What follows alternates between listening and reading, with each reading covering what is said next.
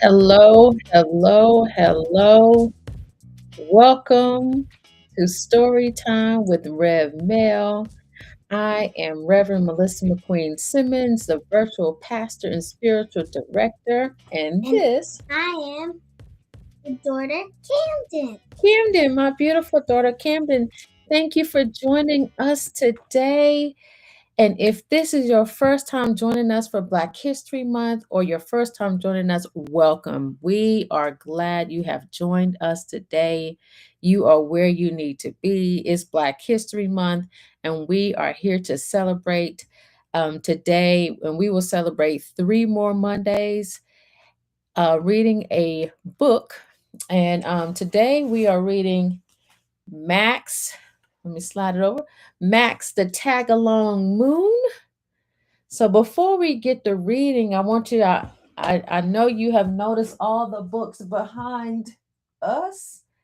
And I just want to invite and encourage each of you this month to be intentional about who you're reading, who you're shopping with, who you're shopping for, in spaces that we are giving back to our Black businesses and lifting up people of color that are doing wonderful things in this world. So there are so many books out there. And even though most of these books are children's books, each of these books have a message for all of us.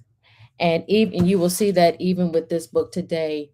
So before we get started, I want to just allow you to bring all of yourself to the space where you are. Gather your things, gather your mind, gather your thought, gather your body, so you can be fully present as we read and share this story with you. And after we read the story, Camden and I will talk a little bit about it, and we'll open up the space for you and to type in or say what spoke to you. Or you can even answer the questions about what we talk about. So I'm going to say a quick, I'm going to do a quick centering moment. Allow your body and your breath to catch up with each other. Allow your feet or your hips or your back, wherever or however you are planted, allow it to fall in its place, in its space, so you can hear and listen and be able to receive the message from this book. And after this book, you will allow yourself to dig a little deeper in meditation and reflect on what you have heard and how you can use it as you move on. Okay, let's get to it. So I am about to read Max and the Tagalong Moon by Floyd Cooper.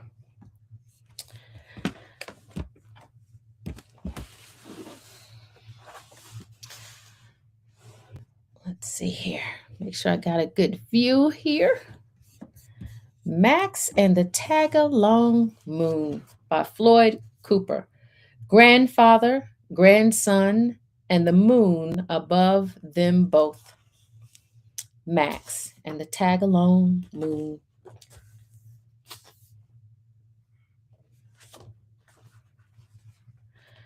One night, as Max was leaving Grandpa's house, he reached up to give Grandpa a big hug goodbye. In the sky behind Grandpa appeared a big, fine moon. Look, Grandpa, the moon! That old moon will always shine for you. On and on. Grandpa and Max gazed quietly at the big moon together as it embraced them in soft yellow light. Max smiled at the moon, and Grandpa then climbed into the car. Bye bye, Grandpa. Bye bye, moon. As the car pulled away, Max kept his eyes on Grandpa until he disappeared from sight. And all he saw was the moon. And all he saw was the moon. Max kept his eyes on that moon, waiting for it to disappear too. The long ride home was swervy, curvy, this way and that, all the way, and the moon seemed to tag along. Max giggled as he watched the beautiful bright orb flicker through the passing trees, trailing behind the car as it traveled home, this way and that, playing peekaboo. Up a hill, down a hill, the moon was ever there. Over a bridge, around a curve, the moon bounced along.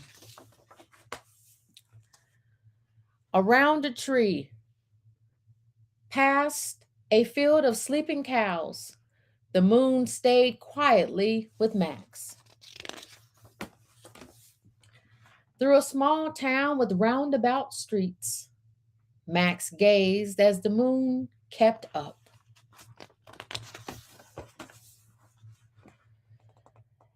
At the mouth of a tunnel and out the other end, Max smiled when he saw the moon there, waiting. Dark clouds tumbled across the sky. The stars and nightingales all faded away. Max searched the darkness and wondered, where is the moon? Grandpa said it would always shine for me. Finally home, Max took one last look at the empty night sky. I guess that old moon couldn't shine for me all the way home. Upstairs in bed, the room was dark. Max felt alone. He missed Grandpa. He missed that tag-along moon.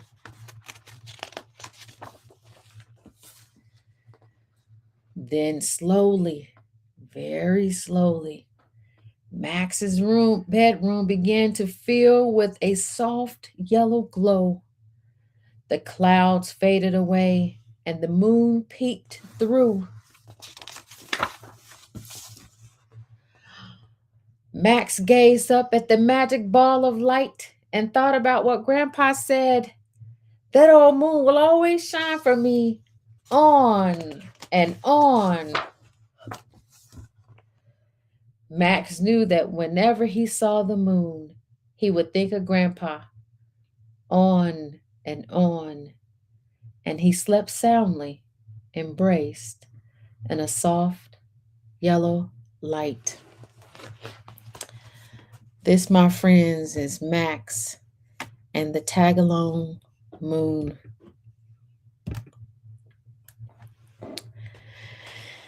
Such a beautiful story. This story reminds you of connection. It reminds you of something that will always be there for you. And Camden, as he was sharing, the moon is what gave him connection when he began needing to be connected to someone. Have you ever did something or needed to be connected with someone and something worked for you? Like if one of our family members like had to stay at their mother's house, I'll sleep on their side of the bed. Oh, okay, wonderful. So you get connected when you sleep with one of us when one of the parents are gone. Wonderful, wonderful, wonderful. I whenever I need to feel connected with a family member, of course I'll call them, but sometimes I just pull up pictures and reminisce about memories that have brought me and my family member closer. So whenever you are in need of connection, is there something that brings you, your mind, your body, your energy, your spirit into connection? Max, he used the moon to remind him and of his grandpa. That was his connection. And I'm mindful that many of us may have various things from songs to stuffies or loveys. That's what you all call them now? I call them stuffies, but people about other people might call them different. So stuffies and loveys and teddy bears and stuffed animals, like a lot of people use those and dolls to carry them around. So Camden is gonna tap the chime 3 times, and I'm gonna just share some things for you to think about as we reflect on this book before we move out of here.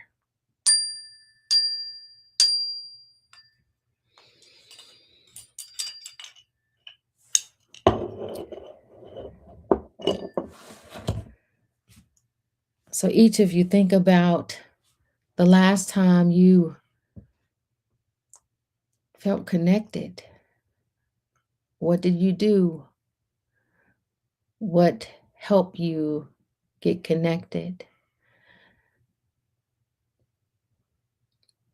Some of us have a connection with our creator or the divine of our understanding. Some of us have a connection with the prophets that we believe and we follow.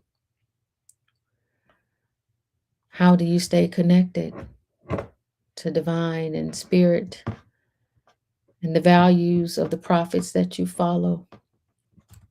Have you been committed? Have you been dedicated to that connection?